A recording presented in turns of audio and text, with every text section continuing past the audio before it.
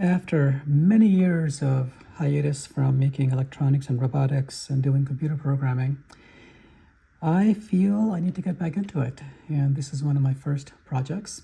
Thank you for joining me. This is an etch-a-sketch, and it's based on the Arduino Nano ESP32. There are two potentiometers that are used to control the dot on the screen that you'll see in a second.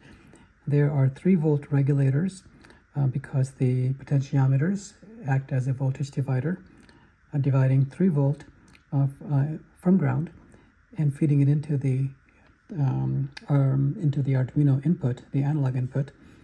The Arduino Nano ESP32 is a 3-volt device, so it operates on signals of up to 3 volts. And so that's why I have a 3-volt regulator to set the voltage. All right, so let's see how this works.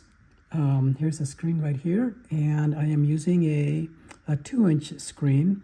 It's an LCD module by Waveshare, and it's a 240 by 320 pixel screen and has the ST7789 driver. All right, let's see what it does.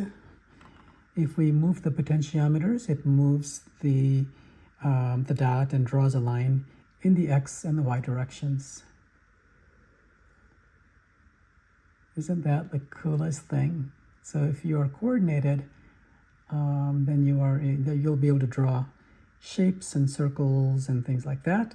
It's a little hard for me to do that right now, but if I hold the board like this so that the potentiometers are pointing in the right direction, and then it's a little easier to coordinate the movements.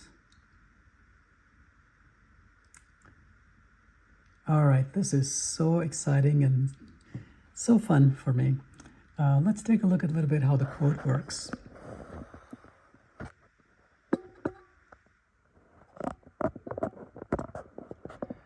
All right, so this is the sketch that I have for the Arduino, and it uses the Adafruit ST7789 library. The GFX library is not used in here. Then I have the pin definitions for the chip select, reset, and the data command line, potentiometer for X and Y inputs, and then we'll disregard the pin clear screen for right now. I didn't implement that yet. And there is a object that's made for the screen, background colors and foreground colors. And basically what the program does is it reads the input, the analog input from the potentiometers, the X and the Y, and that number can range from 0 to about 4095. I basically measured it.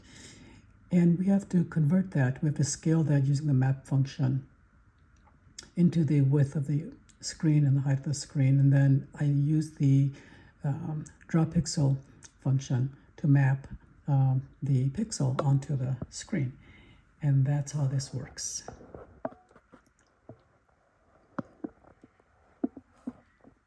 All right, you guys.